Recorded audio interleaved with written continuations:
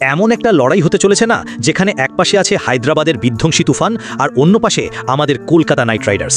Sunrisers Hyderabad এখন যা ফর্মে আছে, একের পর এক ম্যাচ জিতছে, মনে হচ্ছে যেন ওদের থামানো অসম্ভব। মুম্বাইকে ওদের ঘরের মাঠে হারিয়ে হায়দ্রাবাদ পরিষ্কার জানিয়ে দিয়েছে যে ওরা এখন অজেয়। কিন্তু বন্ধুরা, ৩ তারিখের এই ম্যাচটা হবে আসলি লড়াই, কারণ আমাদের কেকেআরও কিন্তু হারতে শেখেনি। হায়দ্রাবাদের ওই রানের পাহাড় আটকানোর একটা মারাত্মক গোপন প্ল্যান আছে কেকেআরের কাছে। কি সেই প্ল্যান, কেন Abhishek Sharma, Travis head কেকেআরের spin জালে ধরা পড়বেই, সবটা জানতে ভিডিওটা একদম শেষ পর্যন্ত দেখুন, কারণ এই রণনীতিই পাল্টে দেবে পুরো ম্যাচের মোড়। যদি আপনি কেকেআরের আসল ফ্যান হয়ে থাকেন আর কলকাতাকে মন থেকে ভালোবেসে থাকেন, তাহলে এখনই ভিডিওটিতে একটি লাইক দিয়ে কমেন্টে বড় বড় করে লিখে দিন আমি কেকেআর।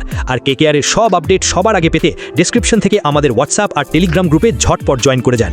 এখন আসা যাক আসল কথায়। হায়দ্রাবাদের ব্যাটিং মানেই এখন এক আতঙ্কের নাম। Travis head, Abhishek Sharma, Henrique Klaasen আর নীতিশ কুমার রেড্ডি, এরা যেভাবে খেলছে যে কোনো বোলিং লাইন আপ তছনছ করে দিচ্ছে। বিশেষ করে পাওয়ার প্লেতে হেড আর অভিষেক যা শুরু করে, তাতে মনে হয় যেন পিচে কোনো বোলারই নেই। হায়দ্রাবাদ টানা 5টা ম্যাচ জিতে এখন জয়ের রথে চড়ে বসেছে, কিন্তু এই রথ থামানোর চাবিকাঠি আছে কেকেআরের হাতে। দেখুন, এই খেলাটা হবে হায়দ্রাবাদের নিজেদের মাঠে। ওখানকার উইকেট সাধারণত পেসারদের সাহায্য করে ঠিকই, কিন্তু কেকেআরের মাথায় একটা অন্য বুদ্ধি খেলছে।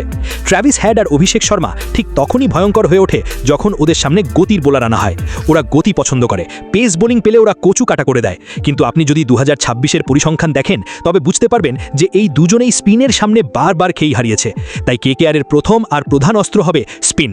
পাওয়ার প্লেতে সাধারণত আমরা পেসারদের দেখি, কিন্তু হায়দ্রাবাদের এই দুই তুফানি ব্যাটসম্যানকে রুখতে শুরু থেকেই সুনীল নারিনকে নিয়ে আসা দরকার।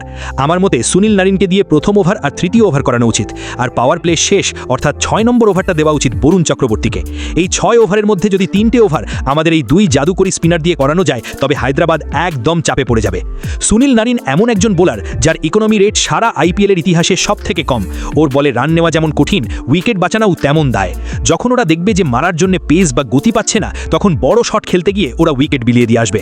আমাদের কাছে অনুকূল রয় আছে, বরুণ আছে, নারিন আছে। আমাদের স্পিন বোলিং 12 ওভারের কোটা অনায়াসে শেষ করতে পারে, তাই ভয় পাওয়ার কিছু নেই যে পরে বোলিং কে করবে। আর একটা বড় খবর হলো, মাথিসা পাথিরানা কেকেআর শিবিরের সাথে যুক্ত হয়েছেন। যদি পাথিরানা এই ম্যাচে খেলেন, তবে পাওয়ার প্লেতে তাকে দিয়ে একটা ওভার করানো যেতে পারে। তার ওই অদ্ভুত অ্যাকশন আর ইয়র্কার সামলানো হায়দ্রাবাদের ওপেনারদের জন্য মোটেই সহজ হবে না। অর্থাৎ নারিনের স্পিন আর পাথিরানার গতিহীন স্লোয়ার বা ইয়র্কার সব মিলিয়ে হায়দ্রাবাদকে শুরুতেই এক বিশাল চাপের মুখে ঠেলে দেওয়া যাবে। গত ম্যাচে আমরা দেখেছি কার্তিক ত্যাগী কিংবা বৈভব অরোরা খুব একটা ছন্দে নেই। বিশেষ করে 20 নম্বর ওভারে ত্যাগী যেভাবে ওয়াইড বল করে রান দিয়েছেন, তাতে তার আত্মবিশ্বাস কিছুটা হলেও নড়বড়ে। কিন্তু আমাদের স্পিনারদের আত্মবিশ্বাস এখন তুঙ্গে। সুনীল নারিন সুপার ওভারে ম্যাচ জিতিয়ে আসছেন, বরুণ চক্রবর্তী দারুণ উইকেট নিচ্ছেন। তাই গতির পাল্লায় না গিয়ে কেকেআরকে বুদ্ধির লড়াই লড়তে হবে। হায়দ্রাবাদকে যদি পাওয়ার প্লেতে রান করা থেকে আটকানো যায়, তবে অভিষেক আর হেড দুজনেই বড় শট খেলার জন্য ছটপট করবে, আর সেখানেই উইকেট পড়ার সুযোগ তৈরি হবে। মনে রাখবেন, এই দুই ব্যাটসম্যান চাপে পড়লে কিন্তু আর বেশিক্ষণ ক্রিজে টিকতে পারেন না। একবার যদি ওপেনিং জুটি ভেঙে দেওয়া যায়, তবে মিডিল অর্ডারের ক্লাসেন বা নীতিশ রেড্ডির ওপর চাপ বাড়বে, আর তখনই কেকেআর ম্যাচের রাশ নিজের হাতে নিয়ে নেবে। কেকেআর যদি 3 তারিখের এই ম্যাচে হায়দ্রাবাদকে ওদের ঘরের মাঠে হারাতে পারে, তাহলে পয়েন্ট টেবিলে অনেকটা উপরে উঠে আসবে, আর প্লে অফে যাওয়ার রাস্তা একদম পরিষ্কার হয়ে যাবে। আমাদের বোলারদের শুধু একটা কথাই মাথায় রাখতে হবে, ওদের গতি নেওয়া যাবে না। গতির বদলে মায়াবী স্পিন আর বুদ্ধিমিত্ত বোলিং করলেই হায়দ্রাবাদের এই বিজয় রথ আমরা থামিয়ে দিতে পারবো।